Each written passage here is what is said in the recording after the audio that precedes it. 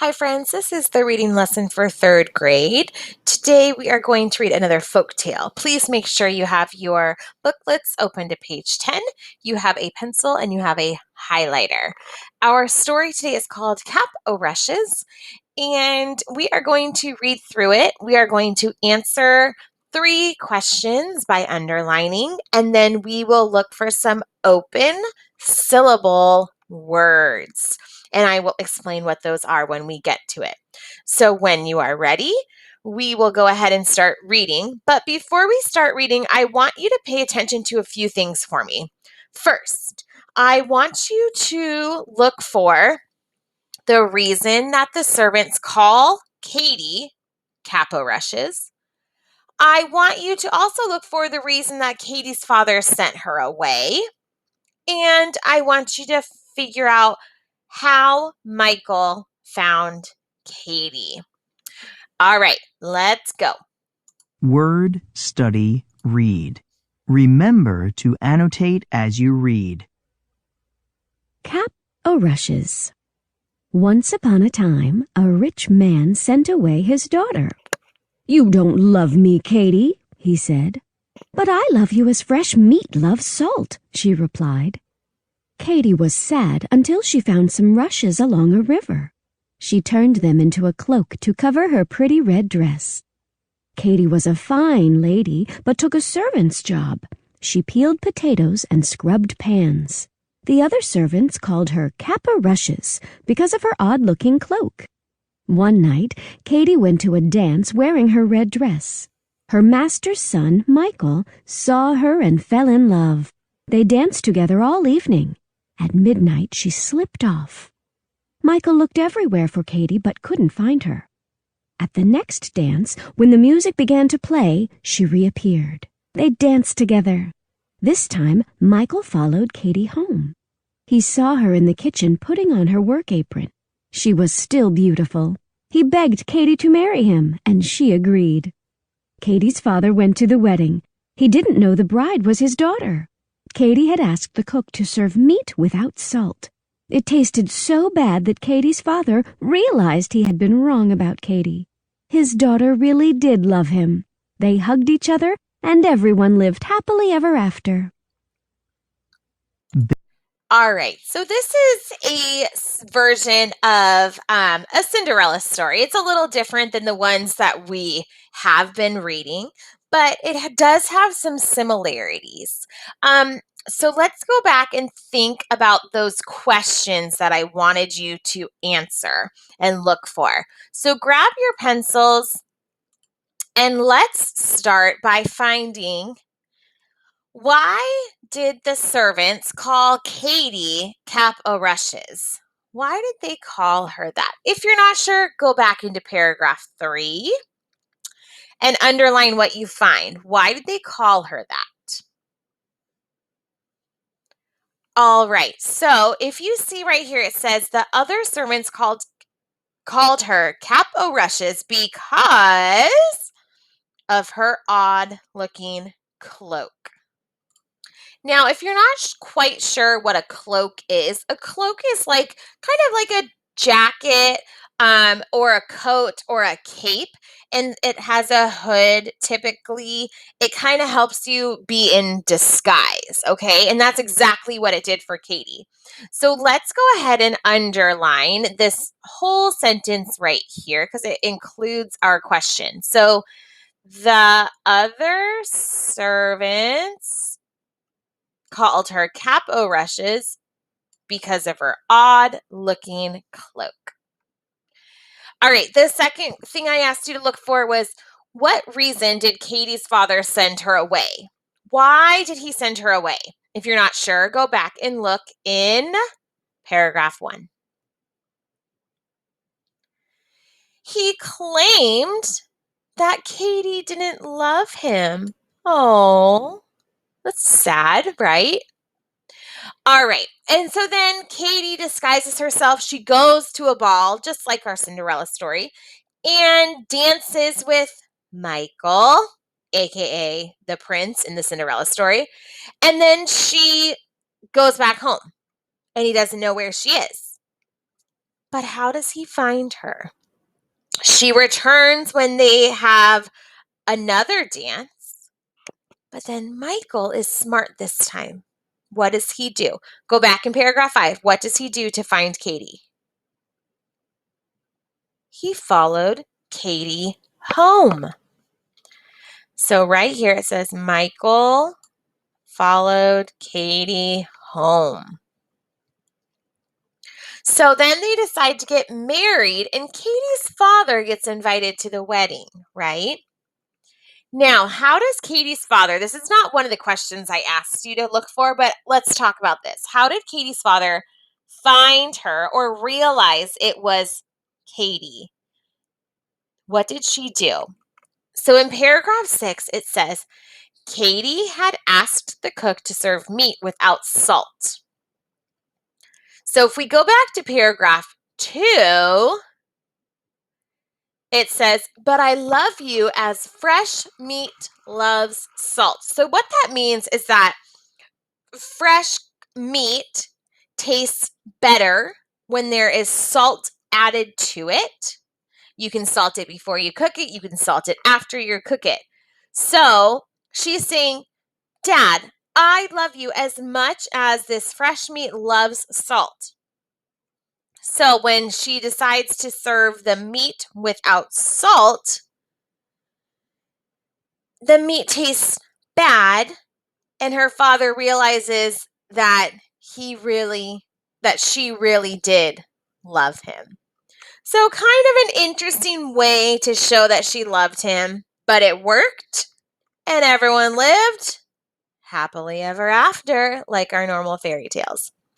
Okay, now we're going to do is you can put your pencil down, and now what we are going to do is we are going to highlight some words. So this week we are focusing on the open syllable pattern. Now, the open syllable pattern can be kind of confusing, so let me show you what I mean by that. I'm going to write some words over here. You do not need to do this. This is just a quick little lesson on open syllable words. So you can use syllables to help you figure out how to pronounce words that you might not know. So if I have this word, okay, now I know that silent, if I clap it out, has 2 syllables. Where do I divide that? Well, I divide it after the I. So I have silent. Those are my syllables. The sigh part is what we call an open syllable, which means that there is no letter after it.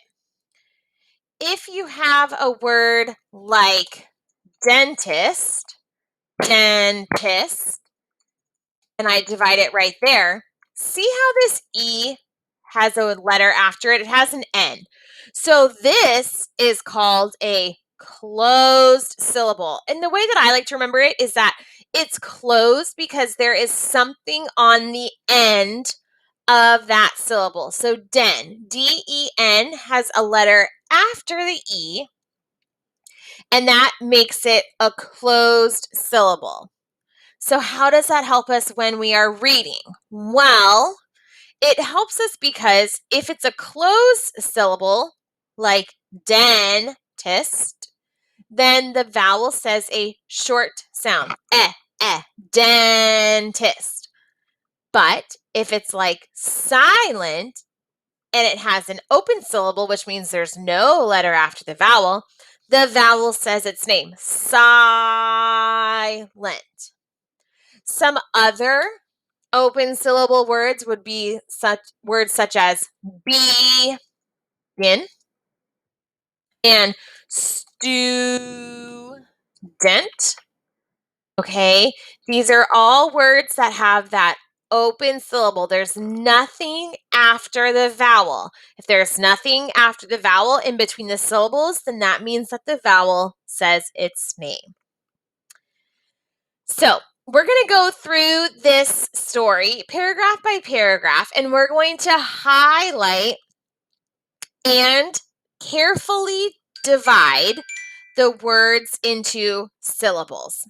Okay, so before we really get into it, let's talk about the words, the names in this story.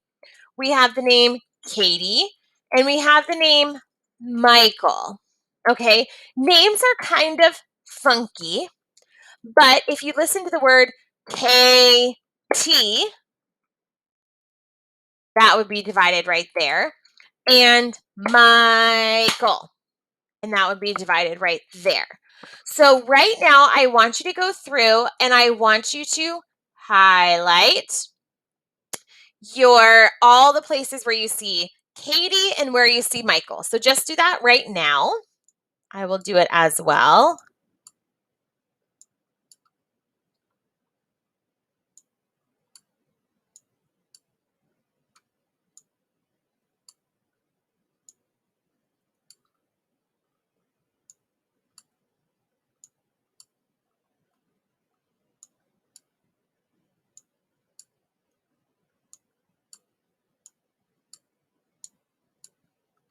I think I got all of them. If you need to pause the video and finish doing that, you can. And now what I want you to do is I want you to go back and I want you to draw a line in between the syllables. So right after the A in all of the Katies.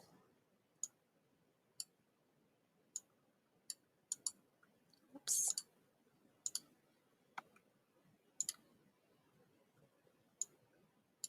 Whoa.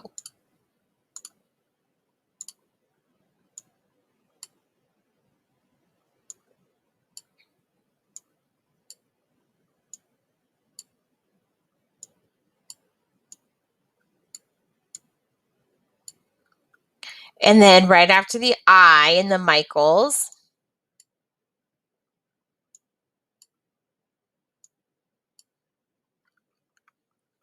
If you need to pause the video, go ahead. Okay, now what we're going to do is we're going to go paragraph by paragraph, and we are going to find the other words that have this open syllable pattern. Okay, I'm going to erase dentist right here, not to confuse us. Okay, so I want you to go back into paragraph 2.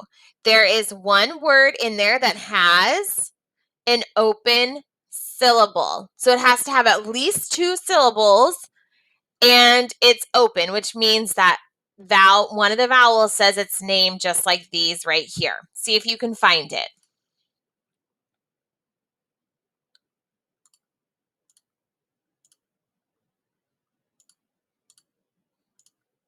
Did you find it?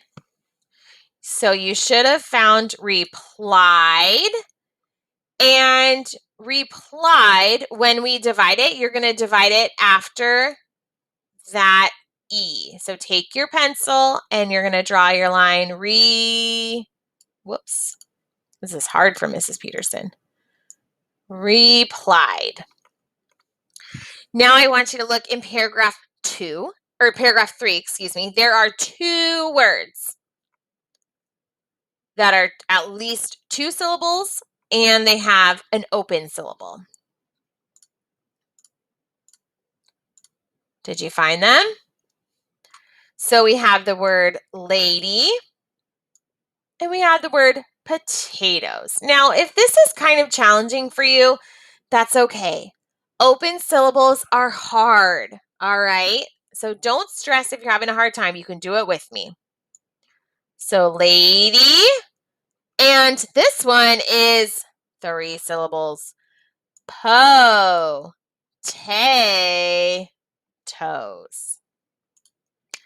All right, let's move on to paragraph 4.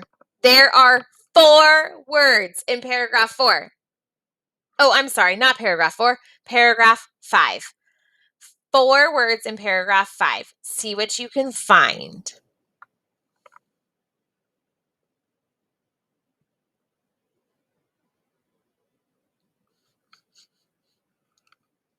All right.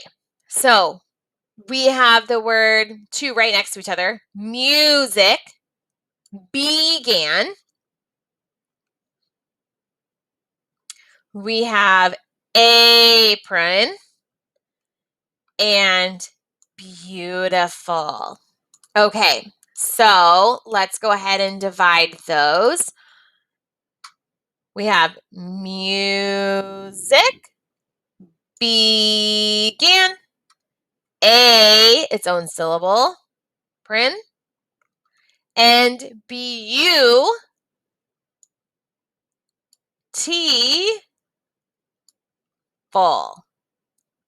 Let me do that one again to make sure you can see it. Beautiful. Okay, and our last paragraph, we have two words, and they're pretty close to each other, and they both start with R. See if you can find them.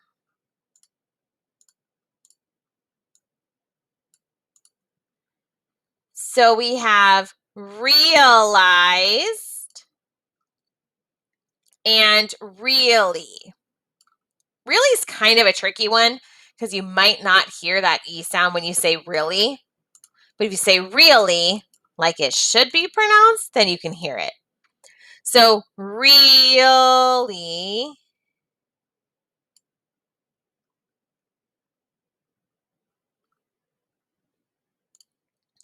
And really is also divided between those double L's. Okay. And then we have realized. So the right there after the E, realized.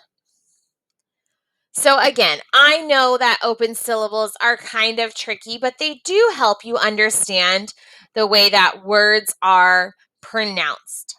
Okay, friends, that's it for our lesson. Great job. We'll see you later.